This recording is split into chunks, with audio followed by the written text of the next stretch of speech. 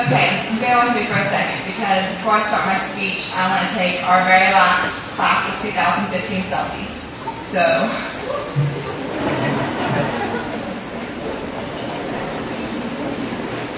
you guys ready?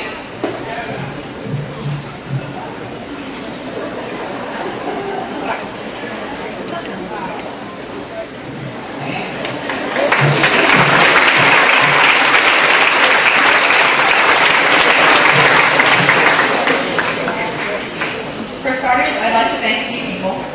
Our parents and guardians for transporting us during those awful pre-licensing years and for all of the food and love they've given us. Our teachers, coaches, and administrators for pushing us and for the support they've given us over the years.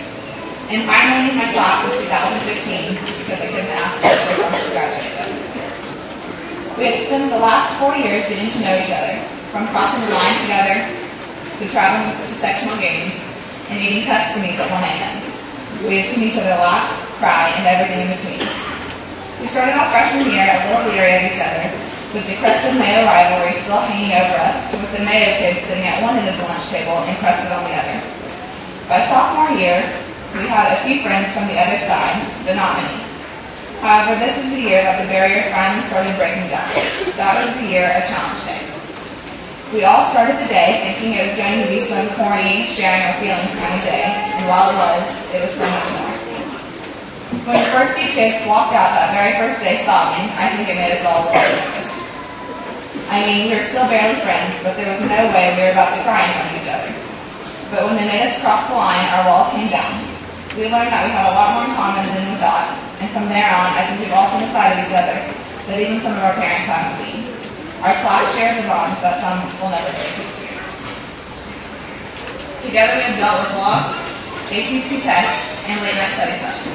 We've conquered rivals, awkward freshman dances, strenuous practices, and 4 of the toughest years of our lives.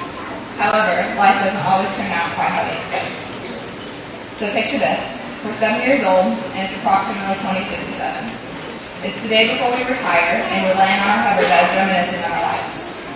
We're thinking back on our first job, the day our children were born, our accomplishments in our careers, and even our most embarrassing moments. Within all of this, we're also wishing to go back and fix our mistakes and change some important parts of our lives. I can probably guess what some of these may be. After 7 years of living, we're regretting that we didn't spend enough time with our parents while they were alive. We were too busy working to teach our children how to ride a bike or how to play ball. We never worked up the courage to tell that one person how we really felt. Or maybe we spent too much time worrying about what others thought. As you're thinking over all of this, a genie appears. He tells us he heard our regrets and that they're valid ones. He tells us he's willing to give us a second chance if that's what we truly want. When we agreed, he snapped his fingers. And now you're back here in the Ernie Evelyn Gym on May 15, 2015. You have your health, energy, your parents, and another chance to do it all again. Be crazy, do bad things with weird people, and go out and live. You have a chance to go into the world and make a difference. As we head out into this world, it will be easy for society to think less of us because we are young, and we might believe them some of the time.